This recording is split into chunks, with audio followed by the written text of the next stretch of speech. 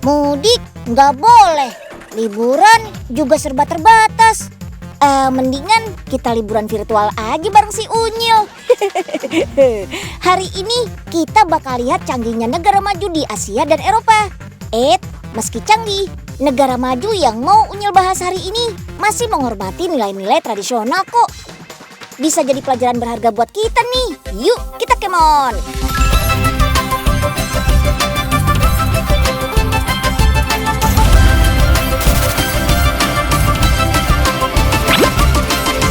Si Unyil, yuk kita kemon. Udah gede kok bawa bekal sih. Buat yang sekolahnya sudah di tingkat menengah atas, atau buat kakak-kakak yang sudah kerja, biasanya suka malu tuh bawa bekal. Tapi nggak berlaku nih buat orang Jepang. Mereka malah terbiasa bawa bekal makanan alias bento. Di Jepang, tradisi bawa bekal sudah dimulai sejak tahun 1185 loh. Bento juga nggak selalu disiapin dari rumah kok. Beli yang sudah jadi juga banyak. Misalnya di stasiun kereta. Bento ala Jepang nyusunnya juga nggak sembarangan. Nasi dan lauk pauk disusun supaya bisa memanjakan mata dan mengundang selera. Biar tetap hangat pas disantap, kotak bento dilengkapi dengan penghangat. Tinggal tarik talinya saja. Oh lala, uap hangat langsung keluar dari kotak bento. Sobat Unyil tahu nggak? Tradisi bawa bento tuh sempat hilang loh sebenarnya. Setelah Perang Dunia Kedua, orang Jepang sudah jarang tuh bawa bento. Soalnya kebanyakan sekolah sudah menyediakan makanan buat siswa-siswinya. Tahun 1980-an, tradisi bento mulai hidup lagi. Kala itu mulai banyak produk wadah makanan sekali pakai yang praktis buat dibawa. Selain itu, oven microwave juga lagi populer. Jadi, bawa bekal yang bisa dihangatkan dimanapun, bukan masalah deh. Satu lagi nih alasannya. Tahun 80-an, di Jepang mulai banyak toko kelontong yang buka 24 jam. Makin gampang aja kan warga Jepang buat beli bento dimanapun dan kapanpun. Saatnya menata bento ke dalam box. Gak cuma sekedar nasi bekal. Di Jepang, seni menata bento juga jadi kebanggaan. Apalagi buat ibu-ibu rumah tangga yang tiap hari menyiapkan bekal untuk keluarga. Menarik dipandang aja sih gak cukup. Harus diperhatiin juga dong soal gizinya. Selain lauk pauk, sumber karbohidratnya gak boleh ketinggalan dong. Yap, sama seperti orang Asia pada umumnya. Nasi juga jadi makanan pokok nih di Jepang. Saking pentingnya nasi, Jepang gak main-main nih produksi berasnya. Meski lahan pertanian negara ini hanya 12% dari luas daratannya, tapi teknologi pertaniannya sudah sangat maju. Makanya Jepang bisa masuk dalam 10 produsen beras terbesar di dunia, gak kalah sama Indonesia. Para petani di Jepang mengolah sawahnya dengan teknologi, mulai dari alat tanam sampai pemanennya. Nah, yang bikin kualitas berasnya bagus adalah unsur hara tanahnya. Persawahan di Jepang banyak dibangun di atas tanah vulkanik gunung berapi. Inilah yang membuat varietas Japonica rice lebih kaya akan mineral, lebih bulat dan lengket karena kandungan amilosanya yang tinggi. Pengolahan hasil panennya pun juga pakai teknologi canggih loh. Beberapa tahun terakhir ini, Jepang menciptakan inovasi beras yang bisa dimasak tanpa dicuci dulu. Jenis berasnya Hitomebore. Beras-beras ini selanjutnya diolah jadi beras putih dan beras coklat. Pasti sudah pada tahu kan, beras putih itu beras yang kulit arinya dikupas semua. Sedangkan beras coklat, beras yang kulit arinya sengaja disisakan, terutama bagian kinmenya. Kinme adalah lapisan lilin pada beras yang sering terbuang saat kulit ari beras dikupas. Padahal bagian kinme ini kaya nutrisi loh. Makanya beras coklat itu lebih bergizi dari beras yang putih. Semua beras yang diproses dengan mesin ini bisa langsung dimasak tanpa dicuci, karena sudah otomatis tercuci sampai bersih. Dan untuk memastikannya, petugas laboratorium selalu mengujinya lagi sebelum beras bisa dipasarkan. Wah, keren kan? Perlakuan masyarakat Jepang pada beras memang perlu diacungi jempol. Mulai dari menanam sampai menyajikannya di meja makan, semuanya serba teknologi. Wajar deh kalau beras Jepang jadi yang termahal di dunia. Harga sekilonya saja sampai 1 juta rupiah loh. Waduh, kebayangkan kalau pas Idul Fitri nanti harga zakat fitrahnya berapa? Sekarang kita panen stroberi yuk. Tapi pakai robot. Bukan Jepang nih namanya. Kalau masih cara biasa. Berrybot atau robot pemetik buah stroberi ini mampu bekerja selama 24 jam. Sengaja diciptakan untuk membantu petani agar buah stroberi bisa dipanen tepat waktu. Karena lahannya terbatas, robot ini nggak bisa kemana-mana deh. Jadi cukup tanamannya saja yang disusun di rel, biar bisa jalan bergiliran mendatangi robot. Nah, tugas sang Berrybot ini merawat tanamannya satu persatu. Mulai dari memberi air, menyemprot anti hama, sampai memetik buahnya yang sudah matang. Untuk bisa melakukan pekerjaan ini, robot telah dipasangi sensor kamera yang bisa membaca kriteria buah, mulai dari tingkat kematangannya hingga jarak antar buah yang mau dipetik. Cara metiknya pun gak asal-asalan loh. Robot ini masih butuh waktu sekitar 8 detik untuk membaca kriteria buah sampai memetiknya. Memang sih gak secepat tenaga manusia, tapi kan robot gak ada capeknya. Mau kerja 24 jam dikali 7 hari juga sanggup. Wah, cocok banget kan buat petani di perkotaan yang gak punya waktu untuk mengawasi kebun. Sekarang kita ke Asakusa yuk, kota wisata paling terkenal di timur Tokyo. Di sini kita bisa jalan-jalan sambil naik kendaraan tradisional. Ini dia rickshaw alias beca. Kalau orang Jepang sih nyebutnya jinrikisha.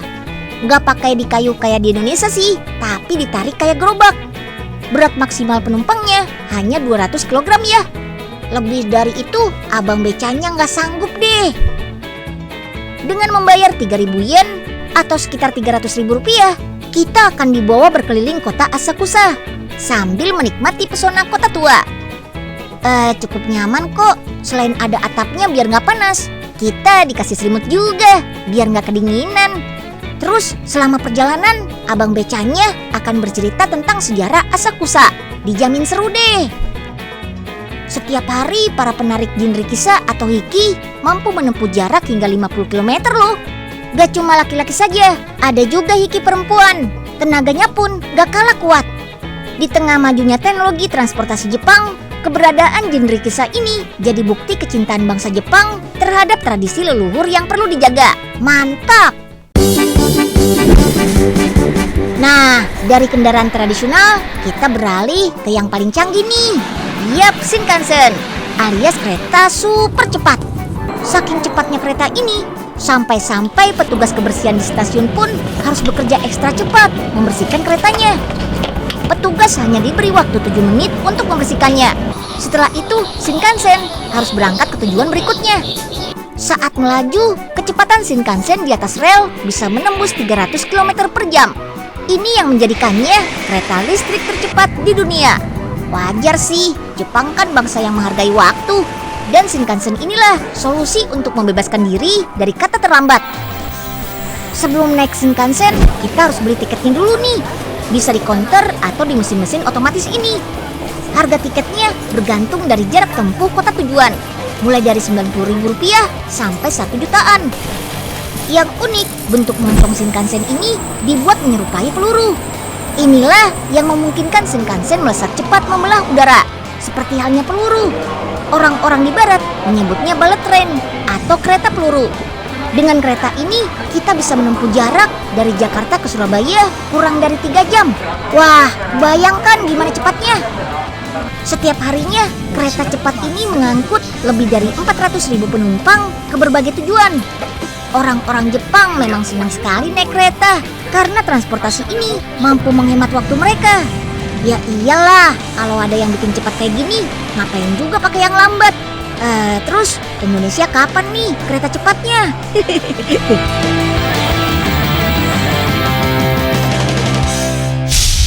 Wih, sudah siap banget nih kayaknya keliling Jepang. Becanya dibawa nggak, Pak? Wih, jangan salah. Pak Oga kan menyesuaikan tempat, Den. Tapi kalau beca, libur dulu lah. Masa udah ganteng begini goes beca? Baiklah kalau begitu. Sekarang yuk kita isi dulu nih kartunya biar bisa naik kereta. Ya udahlah, ayo. Kita naik kereta dulu. Udah kayak ke Tanah Abang aja. Yuk kita kemon. Jerman menjadi destinasi wisata favorit turis mancanegara loh. Unyil kasih tahu nih beberapa pilihan lokasi yang bisa kalian datangi kalau suatu hari berkunjung ke Jerman. Nah, kita geser ke kota Oningen yuk. Kota yang berbatasan langsung dengan negara Austria dan Swiss ini dikenal sama buah cerinya. Tuh, sugar banget. Buat orang tropis kayak kita, ceri memang termasuk asing. Kenalnya hanya dalam wujud kue ataupun manisan. Soalnya buah yang rasanya mirip anggur ini cuma bisa tumbuh di negara 4 musim seperti Jerman. Pohon ceri bisa hidup hingga 60 tahun dan terus berbuah kalau dirawat dengan baik. Nah, Unyil Squad sudah siap-siap memetik buah cerinya tuh. Biar nggak salah, dengerin tips dan trik memetik ceri yang benar dulu yuk. Tak muszą wyglądać czereśnie, obydwie były jednakowe. Yang boleh dipetik itu hanya buah yang berwarna merah kehitaman saja ya. Soalnya kalau ceri yang berwarna merah cerah rasanya masih asam. Ada berbagai jenis ceri yang ditanam di sini. Tapi yang paling banyak ditanam sih jenis Vogelkirs atau ceri liar seperti ini. Rasanya manis banget. Kalau di pasaran kita biasanya mengenal 2 jenis ceri, yaitu sweet cherry yang rasanya manis seperti yang sedang dipanen. Ada juga sour cherry alias tart cherry. Sesuai namanya, cherry ini punya rasa yang lebih asam. Jadi ketimbang dinikmati segar, tart cherry lebih sering dinikmati dalam bentuk olahan seperti pie, grapefruit, frozen fruit, dan juga jus. Kalau di Jerman sendiri, cherry biasa diolah jadi dessert dan pelengkapnya nih. Kita bikin jadi marmalade dulu yuk. Bahan bakunya adalah buah cherry berukuran sedang. Biji cherry harus dibuang ya. Yang dipakai dagingnya saja. Habis itu baru dicampur gula, pektin, dan perasan jeruk lemon. Aduh, enak bener nih. Kalau sudah, tinggal dihalusin deh. Tapi tinggalkan potongan buahnya ya. Ini dia bedanya selai dengan marmalade. Kalau selai, bubur buahnya harus benar-benar halus. Sedangkan marmalade tidak. Hampir semua jenis buah bisa dijadikan marmalade, asalkan mengandung banyak pektin. Pektin adalah zat yang terkandung pada buah-buahan yang berguna membentuk gel kalau dicampurkan dengan gula dan asam. Contohnya jeruk, apel, pepaya, stroberi, aprikot, dan ceri pastinya. Nah, kalau buah ceri yang bagus dan besar biasanya bisa dimakan langsung. Kalau diolah jadi kue favorit Unyil, ini nih, Black Forest. Oh iya, udah pada tahu belum? Kue Black Forest itu ternyata asalnya dari Jerman loh. Yap, kue Black Forest mulai dikenal di Jerman pada akhir abad ke-16 dengan sebutan Schwarzwälder Christtorte. Aduh, Unyil sampai susah nyebutnya. Oh ya, Unyil dapat info kalau nama kue ini berasal dari pakaian tradisional wanita Black Forest, seperti yang dipakai Tante Nicole ini. Berwarna hitam dengan blus putih.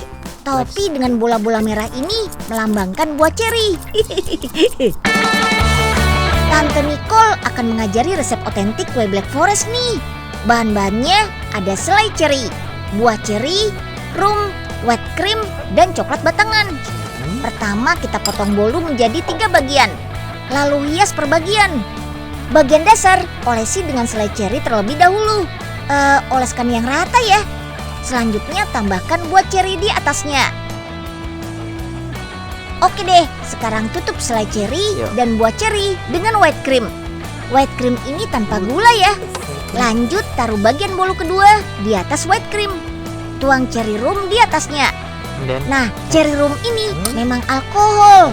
Kalau wisatawan yang datang beragama Islam, restoran ini tidak akan menambahkan cherry rum ke dalam kue Black Forest. Ini yang namanya toleransi. Mantap! Terakhir, tinggal beri salutan coklat di atasnya.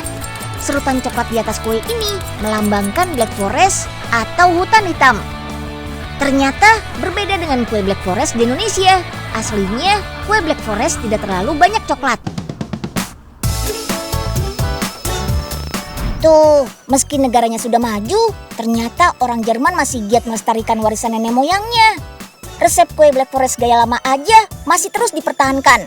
Gak cuma itu, orang Jerman juga terbiasa menggunakan alat masak tradisionalnya. Bahkan diproduksi massal dengan mesin canggih.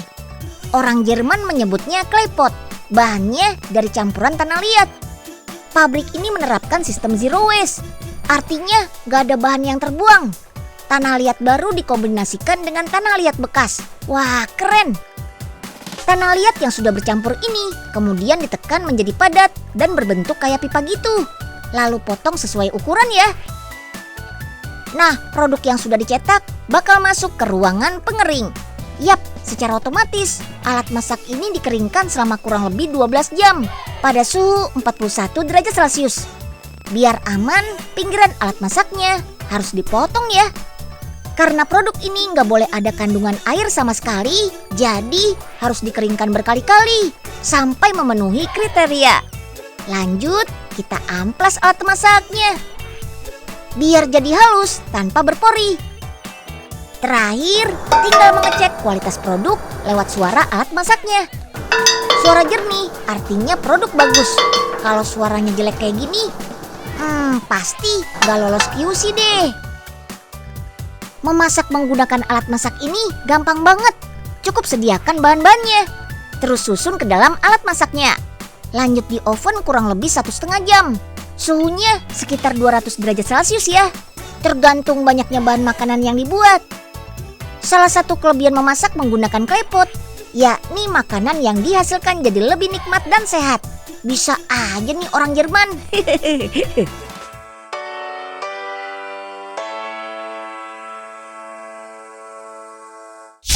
Kalau yang ini sih gak bagus nih kualitasnya. Nah, kalau yang ini bagus nih. Wah, keren.